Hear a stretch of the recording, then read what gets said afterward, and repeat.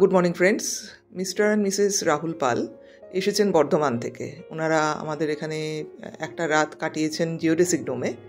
তো উনি আমাদের এখানে এক্সপিরিয়েন্স কি করেছেন সেটা তো বলবেন, কিন্তু সেই সঙ্গে আমার রিকোয়েস্ট ওনার কাছে যে ওনারা যদি যে রাস্তা দিয়ে এসেছেন কালিম্পংয়ের সেটা কেমন ওনারা পেয়েছেন, এবং ওনারা এসেছেন ডুয়ার্স থেকে, সো লাভা ইত্যাদি ঘুরে এসেছেন। তো সেই ব্যাপারে ওনারা একটু কিছু আপনাদের জানাতে চাইছেন রাস্তার কন্ডিশন সম্বন্ধে, কালিম্পংয়ের রাস্তা এবং তার বিউটি। কালিম্পং শুধু যে পাহাড় কাঞ্চনজঙ্ঘা তা না, কালিম্পংয়ের রাস্তা খুব ভালো। কালিম্পং দিয়ে আমরা ডুয়ার্স থেকে উঠেছি, আমরা লাভা হয়ে তারপর এখানে এসেছি। তো লাভা অবধি রাস্তার কন্ডিশন যা অনেকে ভাববে যে কালিম্পংয়ে হয়তো খারাপ।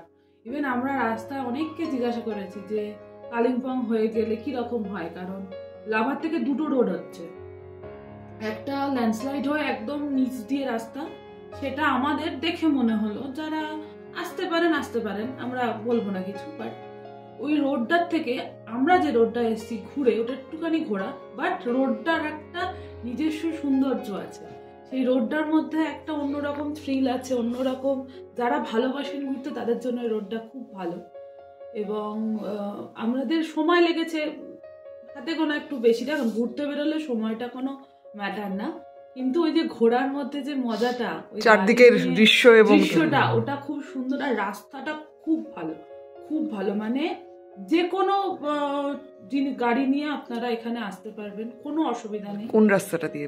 এটা হচ্ছে ডুয়ার্স লাভার যে ভিউ পয়েন্টটা, লাভা আই লাভ লাভা যেখানটায়, ঠিক তার থেকে একদম কালিম্পং হয়ে যে রাস্তাটা আমাদের এখানে আনছে, কোনো অলি গলি, কোনো বাঁক নেই, কিচ্ছু নেই, একদম সোজা রাস্তা।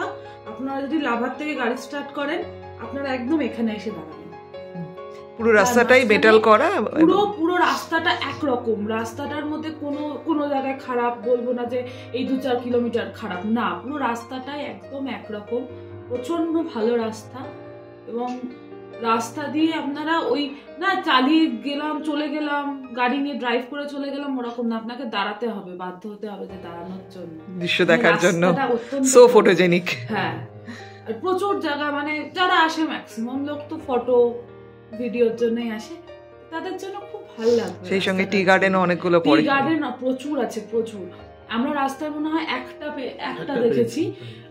ডুয়ার্সে লোকে ভাবে কি ডুয়ার্সে প্রচুর টি গার্ডেন, ডুয়ার্সের টি গার্ডেন অনেক ভালো, ডুয়ার্সের টি গার্ডেন ভালো, ডুয়ার্সের টি গার্ডেনটা সাজানো গোছানো আছে, বাট কালিম্পং এর টি গার্ডেনটাও সুন্দর। র টি গার্ডেন কালিম্পং এর ওই বাগানটার মধ্যে না, মানে একটা অন্যরকম ফ্লেভারস আছে, মানে বলে না যারা চা ভালোবাসে, ওরকম একটা ব্যাপার। খুব ভালো। আমি সবাইকে বলবো যে ওই শুধু কাঞ্চনজঙ্ঘা দেখবো বলে একদিনের জন্য আসলাম কালিম্পং, এটা করবেন না।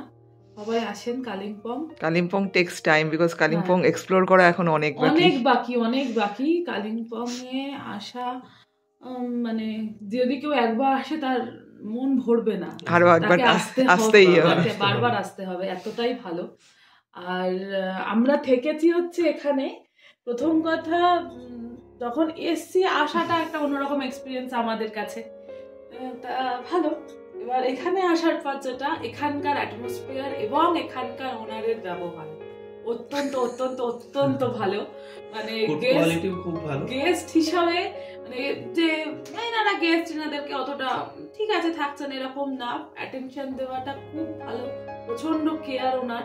এবং এখানকার যে দৃশ্য, মানে আপনাদের এখানে আসলে মনে হবে আর কটা দিন থাকলে ভালো হতো, এরকম একটা ফিল হবে, কারণ সামনে পুরোটা ভ্যালি। আর আমরা এখানে যেখানে বসে আছি এটা একটা ডাইনিং এরিয়া, আমার ডাইনিং এরিয়াটার সামনেই পুরো ভ্যালি, তো একটা অন্যরকম ভিউ আর কি। যাই হোক, ডান দিকে পুরো কাঞ্চনজঙ্ঘা, আর এই দিকটা কাঞ্চনজঙ্ঘা আছে, যেটা আজকে খুব একটা দেখা যাচ্ছে না, হেজি পাহাড় কাঞ্চনজঙ্ঘা এগুলো আমি মনে করি কি যে এটা ওদের ব্যাপার, মানে যদি মেঘ আসে তো প্রকৃতির ব্যাপার, প্রকৃতির নিয়ম। আর মোটামুটি সব হোমস্টে থেকেই কাঞ্চনজঙ্ঘা কিছু না কিছু পোরশন দেখা যায়। এক্স্যাক্টলি। আর সবাই ভাবে কি দার্জিলিং এর সান্দাকফু, কেন দার্জিলিং ভালো, আমি বলবো না, বাঙালির কাছে দার্জিলিং ইমোশন, ওটা নিয়ে বলে কোনো লাভ নেই, কিন্তু এই সব জায়গায় এই অফবিট গুলো না আসলে না, ওই শান্ত পরিবেশটা কোথাও পাবেন না।